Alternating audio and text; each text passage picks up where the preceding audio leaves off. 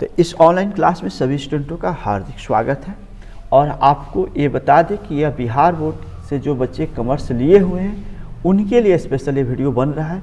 और accountancy paper का issue of share हम पढ़ा रहे हैं, जो आपको 1 से लेकर 25 तक एक वीडियो बना चुके हैं और फिर 26 से लेकर 50 तक दूसरा वीडियो बना है। आज इस चैप्टर से तीसरा वीडियो ऑब्जेक्टिव का होगा, तो निश्चित रूप से पहले आप 2 वीडियो देख लेंगे तब ये देखेंगे तो ज़्यादा बेनिफिट होगा। हाँ, एक और बात बताते हैं, अगर आप ये चैप्टर नहीं पढ़े होंगे तो इसका ऑब्जेक्टिव आपको ज़्यादा बेनिफिट नहीं होगा, नहीं समझ में आएगा। तो पहले चैप्टर पढ़ लें, क्योंकि हम ऑफलाइन क्लासों में ये चैप्टर हम पढ़ा रहे थे और इसलिए अपने स्टूडेंटों के हेल्प करने के लिए वीडियो बना रहे हैं। अगर आप मेरे यहाँ नई एजुकेशन ले रहे हैं तो कोई बात नहीं है, लेकिन चैप्टर पढ़ेंगे तो वीडियो देखिएगा तो ज़्यादा बेनिफिट होगा आपको। तो जैसे 51 नंबर जो क्वेश्चन है, 51 नंबर, प्रतिभूति प्रीमियम खाते की राशि का उपयोग किसके उद्देश्य के लिए नहीं किया जाता। देखिए सवाल दिया है, माने जो सिक्योरिटी प्रीमियम का राशि जो हम लोग लेते हैं शेयर होल्डर से, जो शेयर प्रीमियम पर बेचकर ज़्यादा पैसा वसूल करते हैं, उस पैसा का उपयोग कहाँ नहीं कर सकते हैं, कहाँ नहीं कर सकते। तो ये आपका जो पॉइंट दिया कहाँ नहीं कर सकते हैं, इसलिए इसको ध्यान रखेंगे कि एक कंपनी संपूर्ण पद अंश का, देखिए इंग्लिश में देखते हैं 1 नंबर ऑप्शन है, 1 नंबर ऑप्शन है यहाँ पर दिया हुआ है, issue of full paid of bonus share. जी इसमें कर सकते हैं, इसमें कर सकते हैं।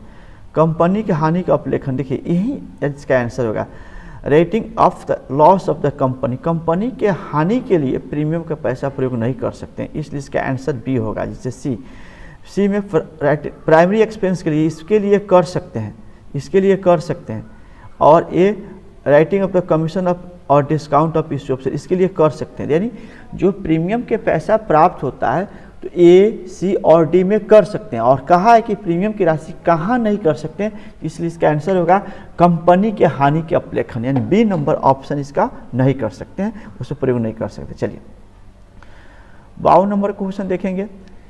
10 समता अंश 10 रुपये के दर से 2 रुपये प्रीमियम पर जारी किया गया। बहुत अच्छा सवाल है।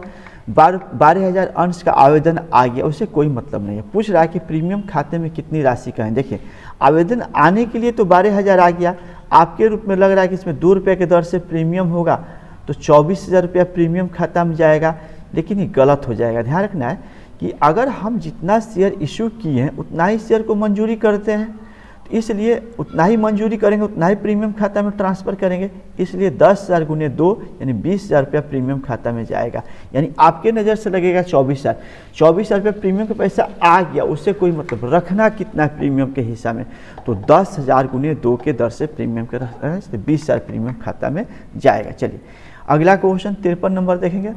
ए लिमिटेड ने 1,80,000 का एक मशीन खरीदा और 100 रुपया वाला शेयर 10% कटौती पर जारी कर दिया। देखिए हमारा एक शेयर के प्राइस 100 रुपया है और हम 10 रुपया कम पर बेचेंगे तो उसका प्राइस हो जाएगा 90 रुपया। ठीक है, अब 90 रुपया वाला शेयर देना है 1,80,000 रुपया के बदले में, तो कोई वो शेयर दिया आएगा।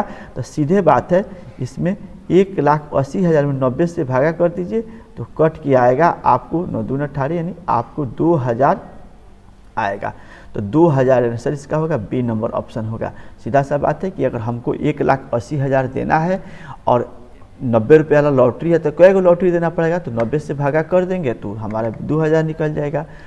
कंपनी प्रतिभूतियों प्रीमियम में प्रयोग कर सकते हैं। देखिए ऊपर नहीं था ये वाला कि कंपनी प्रतिभूति प्रीमियम का प्रयोग कर सकते हैं, तो देखिए कंपनी कहाँ कर सकती, ये वाला क्वेश्चन आपको दिया है, तो इसलिए इसका आंसर जो है, देखिए संपत्ति का पुनर्मूल्यांकन करने वाले हानि में अपलिखित करने में नहीं, इसमें नहीं कर सकते हैं। कंपनी का जो प्रीमियम होता है, जो शेयर प्रीमियम, इसमें प्रयोग नहीं कर सकते। पूर्ण पद बोनस अंश निर्णय, जी हाँ बोनस अंश जारी करने में इसका प्रयोग कर सकते हैं, इसलिए इसका आंसर बी मिल गया। चलिए लाभांश देने के लिए नहीं कर सकते हैं, व्यापारी के हानि के लिए नहीं कर सकते हैं, यानी ऊपर के देख लिया जाए तो तीनों में नहीं कर सकते, सिर्फ बी वाला ऑप्शन में इसका प्रयोग कर सकते हैं, पूर्ण पदत्व बोनस अंशों का निगमन करने में। चलिए ये 55 नंबर क्वेश्चन एंट्री याद कर लीजिएगा, नया एंट्री है। जब कंपनी के प्रवर्तक को उनके सेवा के लिए पूर्ण पद अंश जारी किया जाता है तो क्या देखिए कह रहा है when the company issue full paid share of the promoter. देखिए कंपनी का प्रमोटर होता है जो कंपनी को प्रमोट कराता है, कंपनी को आगे शेयर के बारे में प्रचार प्रसार करता है, उसमें काम करता है, कंपनी को विकास के बारे में सोचता है ना। तो ऐसे लोगों को हम अगर शेयर देते हैं तो उसका एंट्री तो करना पड़ेगा। तो उसका एंट्री याद कीजिएगा, गुडविल अकाउंट या to share capital, goodwill account या to share capital, and B number option सही होगा। एंट्री याद कर लीजिएगा, गुडविल अकाउंट या टू शेयर कैपिटल। जब कंपनी प्रीमियम अंशों के निर्माण करती है तो प्रीमियम राशि कंपनी द्वारा प्राप्त की जा सकती है। देखिए कह रहा है, बहुत हल्का सवाल था, अगर कंपनी अपना शेयर प्रीमियम पे बेच रही है तो उस प्रीमियम की राशि किसके साथ ले सकती है? तो एप्लीकेशन के साथ भी ले सकती है, एप्लीकेशन के साथ भी ले सकती है, अलॉटमेंट के साथ, याचनाओं के साथ, यानी इसका आंसर डी होगा। उपरोक्त सभी के साथ ले सकती है, इसलिए इसका आंसर डी होगा। ठीक है, अंश आवेदन खाता क्या याद रखिएगा, application share application account is the personal account होता है, इसलिए इसको याद रखिएगा। शेयर एप्लीकेशन अकाउंट या टू पर्सनल अकाउंट होगा, याद रखिएगा पर्सनल, इसलिए इसका ऑप्शन जो होगा ए नंबर होगा। ठीक है, एक कंपनी निर्मित कर सकता है इक्विटी शेयर, पूर्वाधिकार शेयर दोनों कर सकता है, इसलिए समतांश और प्लस दोनों कर सकते हैं, इसका आंसर सी होगा। मतलब एक कंपनी जो अपना शेयर है इक्विटी भी कर सकती है और प्रेफरेंस भी कर सकती है, इसलिए इसका आंसर 2 होगा। दायित्व की कुल राशि सम्मिलित होती है, दायित्व की कुल राशि सम्मिलित चुकता अंश में पेड अप, जितना हमको पेड कर दिया वही हमारे पर लायबिलिटी होगा, वही लायबिलिटी होगा, इसलिए इसका आंसर डी होगा। याद रखिएगा, अगर हम पूछा जाए कि शेयर होल्डर की लायबिलिटी हम पर क्या है तो बोलेंगे जो राशि हमको दिया वही हमारे पर लायबिलिटी है, वही हमारे पर लायबिलिटी है, तो इसका डी आंसर होगा। चलिए अब हमारे पास स्क्रीन पर देख रहे हैं 60 नंबर, प्रतिभूति प्रीमियम खाता का प्रयोग नहीं किया। देखिए बड़ी सिक्योरिटी प्रीमियम, बड़ी सवाल घूम फिर कहीं आ रहा है, तो ये सिक्योरिटी प्रीमियम का प्रयोग नहीं कर सकते, वो वाला ऑप्शन दिया है, तो सदस्यों के लाभ बांटने के लिए पहले के ऑप्शन में नहीं कर सकते, इसके हिसाब से इसका प्रयोग प्रतिभूति का प्रयोग इसमें नहीं कर सकते, इसलिए इसका आंसर ये होगा। बाकी देख लेंगे, बाकी तीनों में किया जाएगा। सदस्यों के बोनस में, जी हाँ इसमें किया जाता है। कंपनी के प्रारंभिक व्ययों में किया जाता है, ऋण पत्रों के बट्टा जो जारी किया उसमें किया जाता है, यानी पहला ऑप्शन इसका होगा कि सदस्यों को लाभांश बांटने के लिए प्रीमियम का प्रयोग नहीं किया जा सकता है। 61 नंबर सवाल है, अधिकार अंश हुए हैं जी ने। देखिए राइट ऑफ शेयर के बारे में, राइट ऑफ शेयर का मतलब होता है वैसे शेयर होल्डरों को दिया जाता है, कंपनी को निर्देशक को जारी किया जाता है नहीं, कंपनी निर्देशक नहीं किया जाता है। कंपनी के वर्तमान अंशधारी, देखिए कंपनी में जो वर्तमान अंशधारी पहले से है, इसमें जो भी शेयर लगाया है, अगर राइट ऑफ शेयर इश्यू करते हैं तो उसी का हक बनता है पहले लेना, इसलिए कंपनी के वर्तमान अंशधारियों को राइट ऑफ शेयर दिया जाता है। ध्यान रखेंगे कंपनी के वर्तमान शेयर को ही राइट ऑफ शेयर दिया जा सकता है। अब चलिए ये धारा है, धारा देखिए धारा याद करने वाली चीज़ है, कंसेप्ट नहीं है, धारा याद करना, कंसेप्ट कोनो नहीं है।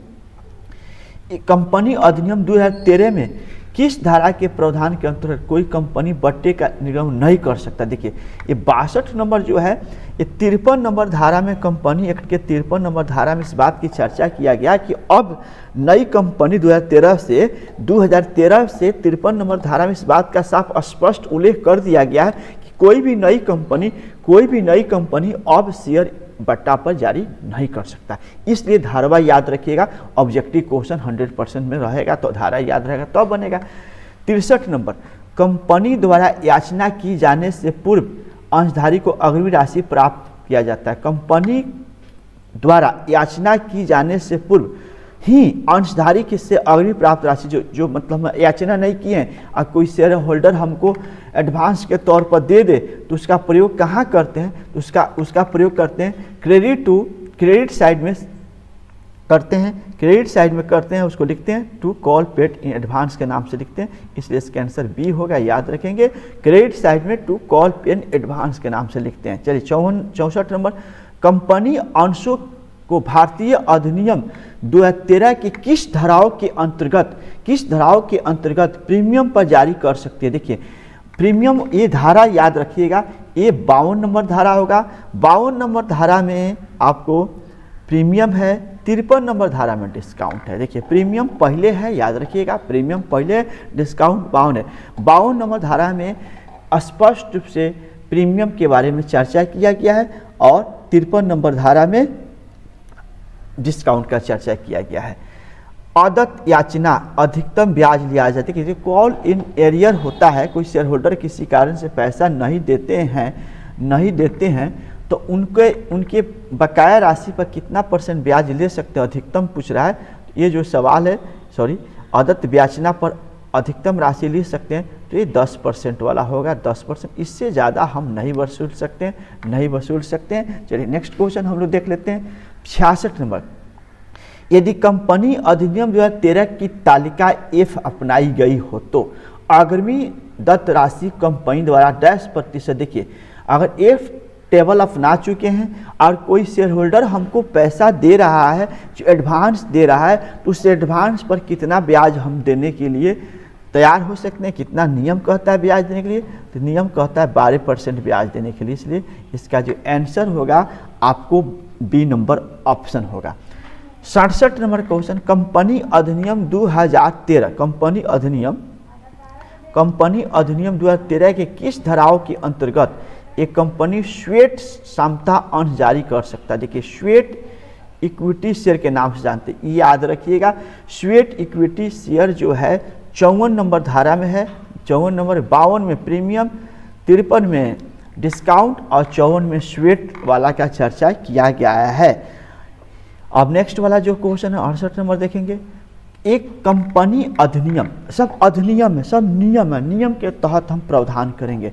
एक कंपनी अधिनियम 2013 के किस धाराओं के अंतर्गत एक कंपनी के, सवाल बड़ी सुटेबल लिखता है, एक कंपनी अधिनियम 2013 के किस धाराओं के अंतर्गत एक कंपनी अपने सदस्यों को पूर्णतः बोनस अंश निर्गमन कर सकती है। देखिए ये भी बताया गया है कि किस धारा में जो शेयर इशू किया जाए उसकी स्पष्ट चर्चा किया गया है, इसलिए उसको याद रखेंगे। वो 63 नंबर धारा में उल्लेख किया गया, 63 नंबर धाराओं में उल्लेख किया गया है, 63 नंबर धाराओं में याद रखने वाला चीज़ है। आदत याचना की राशि पूंजी में जोड़ी जाती है, नहीं। कॉल इन एरियर को क्या किया जाता है, पूंजी में जोड़ी जाती है, नहीं। अंश पूंजी से घटाई जाती है, जी हाँ, B number. Deduct from the share capital, share capital का जो मान होता है उसमें से घटा दिया जाता है, इसलिए इसका आंसर बी होगा। चलिए अब आदत याचना खाता दर्शाया जाता है कहाँ, कह रहा है कॉल इन एरियर कहाँ दर्शाया जाता है, कॉल इन एरियर कहाँ दर्शाया जाता है, तो call in arrear debit balance में दर्शाया था। आप गारंटी करते थे तो देखिए कॉल इन एरियर हम लोग डेबिट बैलेंस में डीआर साइड में लिखते हैं, वही बात है कि डीआर में लिखते हैं। नेक्स्ट क्वेश्चन है, एक कंपनी के अंशधारक क्या होते हैं। कंपनी अंशधारक के स्वामी होते हैं, मालिक होते हैं। कंपनी का जो मालिक होता है वो शेयर होल्डर ही होते हैं। नेक्स्ट क्वेश्चन, कंपनी के स्वामी कौन कौन हो सकते हैं, दोनों हो सकते हैं, इक्विटी शेयर भी हो सकते हैं और प्रेफरेंस शेयर होल्डर भी हो सकते हैं, इसलिए इसका आंसर ए और बी दोनों होगा, ए और बी दोनों होगा, यानी ए भी हो सकते हैं और ए भी हो सकते हैं, इसलिए आंसर इसको डी नंबर पर लगाना होगा हम लोग को। बोनस शेयर निर्गमन किया जा सकता है समता अंशधारी को, जी हाँ, समता अंशधारी को बोनस शेयर जारी किया जाता है। समता अंशधारी कम मुनाफा लेता है इसलिए उसको बोनस देना जरूरी होता है। भारतीय कंपनी अधिनियम 2013 के अनुसार एक कंपनी निर्णय कर सकती है, क्या कर सकती है, तो एक इक्विटी शेयर और प्रेफरेंस शेयर दोनों इश्यू कर सकती है। इस तरह हम लोग का जो इश्यू ऑफ शेयर का 9वां अध्याय एसके सिंह का बुक के साथ जो पतला वाला किताब लिए हैं उसमें से हम 9वां नंबर चैप्टर का ऑब्जेक्टिव का एक्सप्लेन किए हैं। और यहाँ पर देखेंगे स्क्रीन पर आंसर भी आपके सेम देखिए, आपके बुक से हम स्कैन कर इसको पढ़ा रहे हैं, कोई दूसरा चीज़ नहीं किए, बस इसके आंसर को हम समझा दिए कि आपके दिमाग को उतर जाए, राटा मारने की जरूरत नहीं पड़े। और निश्चित तौर से हम इसके बाद 10वां नंबर चैप्टर लेके आएंगे जिसमें अंश का हरण और पुनर्निर्गमन से संबंधित होगा। एक ही वीडियो में ख़त्म हो जाएगा, क्योंकि हमको लग रहा है कि 31 क्वेश्चन उसमें दिया हुआ है, तो हमारा फिर नया वीडियो आएगा। तब तक इस वीडियो को देखिए।